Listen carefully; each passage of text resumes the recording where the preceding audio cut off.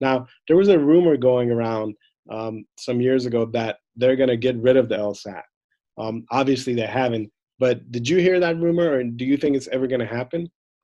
Yeah, that's something that comes up every now and then. It's the idea not necessarily to get rid of the LSAT altogether, but to get rid of the requirement that that law schools use the LSAT as a criteria for admissions. And it's interesting because the American Bar Association says that law schools must use a valid and reliable admission test. But who defines what is valid and what is reliable? This is where the GRE has come in with ETS as a competitor exam because the GRE is computerized already.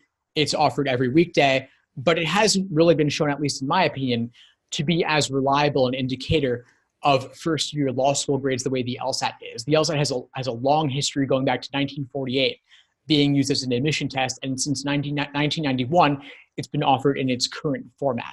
So law school, the American Bar Association has not really gotten rid of it yet.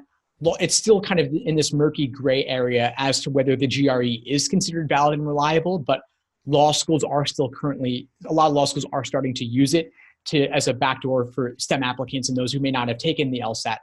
But the LSAT is, as far as I can tell, it's here to stay, at least as the primary exam, even if it's not the only exam that's used.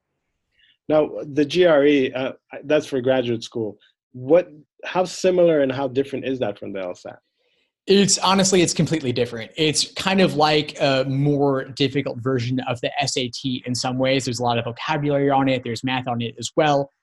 But I think law schools are really using it because they're struggling with the decrease in recent years of the number of law school applicants. And so they want a way to get more people in the door who may not have even been considering law school. And while that's fine for Harvard Law or the top 14, because anyone who they expect is going to be capable no matter what, it's really more of an issue for the lower tier law schools where they're admitting people who may not really have the abilities or skills to do well in law school or to pass the bar exam in the end. So I would caution anyone considering law school, and this might sound a little bit harsh, but if you can't get a good LSAT score, that might be an indication that law school is not right for you. I wouldn't want someone to go to law school and then not be able to pass the bar or even pass 1L year, and then they're forking out tens of thousands of dollars in scholarship money and not be able to, tens of thousands of dollars in tuition money, and then not be able to pay it back later. Right.